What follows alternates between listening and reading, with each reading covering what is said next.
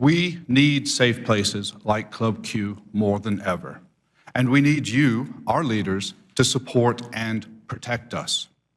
We have received hundreds of hate comments. I cannot read them all, but I'm going to read you a few examples. I woke up to the wonderful news that 5 mentally unstable and lesbians and 18 injured. The only thing I'm mad about is that the had courage to subdue the wonderful killer. I hope more shootings happen. Have a blessed day. The shooter was doing God's work. 5 less, not enough. Those that stopped him are the devil. All gays should die. This is hate. It is not just us that is experiencing this. Our hero, Army veteran Rich Fierro, and his wife Jessica told me that they and their daughter have also been receiving similar hate messages. Yeah, look, we are a country where you have some of the most popular, wealthy, powerful people pandering to an audience that is large enough that some percentage of it, some predictable, measurable percentage of it, will wish for more wonderful killers, that'll wish that the death count was higher.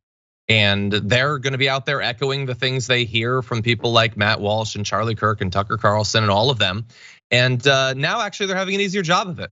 There's an interesting analysis from Media Matters of right-wing figures, anti-LGBTQ tweets and accounts getting retweets and mentions both before and after Elon Musk acquired Twitter. And look at how it is absolutely blown up. People like Tim Pool, who calls himself a liberal or something, I don't even understand that. And these other people too, these other groups.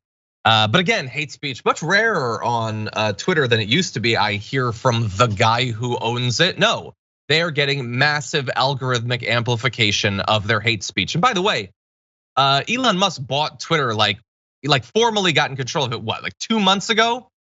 Okay, it's not like there wasn't a long period of the groomer talk and the hatred and all that beforehand. It's not like it is just amped up. They're obviously having an active boost to what they're doing. And you can see like Tim Pool trying to respond, implying that Media Matters is being homophobic by pointing out all of these tweets.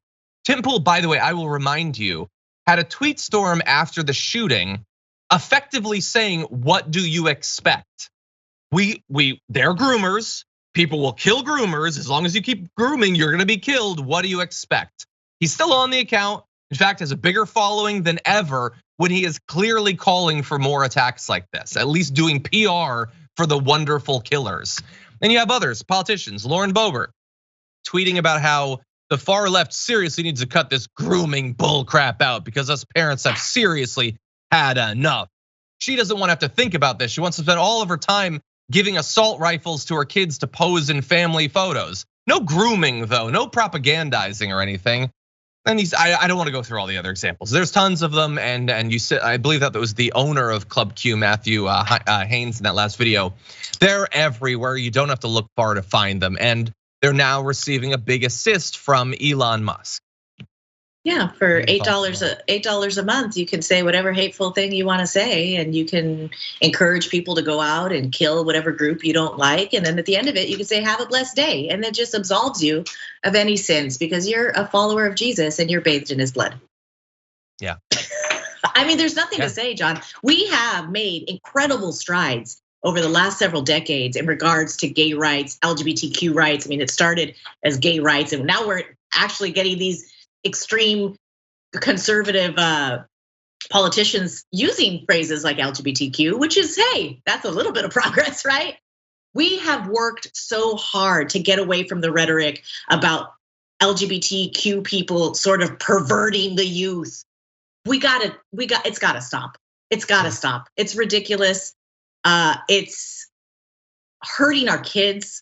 Because we have to understand that a lot of LGBTQ people, let's include I as well, have children, have families, and these children are hearing this. And what would Jesus do? Jesus might have been LGBTQI. I don't know. That's not in the Bible. But he wasn't a swinging, single dude. So, I mean, I don't want to get any hate mail. Gaps in his life, I guess. Anyway, we can do fan fiction whenever we want. But yeah, the final point that I want to make about this is we have been talking about the obvious goal of dehumanization for a long time. QAnon didn't just organically develop for no reason, and the grooming stuff is intentional. The point is, it is one thing if you get a portion of the country to think, I don't like seeing PDA between gay people. Ew, I don't like it, or I don't want it. That's one thing, okay? But how do you get people to respond to a mass shooting by saying, if you try to stop the shooter from killing you, you're the devil? How do you get that? Well, you convince people that all of these people are trying to have sex with their kids and kill their kids and maybe eat their kids or drink the hormones from their brain. If you can do that, and that's what they've been doing, then you can get people to say the victims of a mass shooting are the devil. This is just genocidal stuff. This is the cockroaches. That's what this is. They've used slightly different terminology and they've made it go viral on the internet, but the goal is for you to have no feeling whatsoever except maybe elation when you hear that these people have been brutally murdered. And you can see the evidence of it in those videos. That is well said, John. That's absolutely Thank you. Right on point.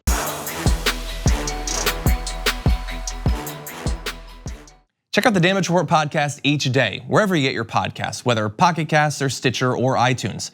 You can join me as I give you the news and stories you want, with a range of co-hosts and interview guests jumping in on the fun each day. Again, that's the Damage Report, wherever you get your podcasts. And if you get them at iTunes, don't forget to rate and review. Sometimes I'll read them live on the show.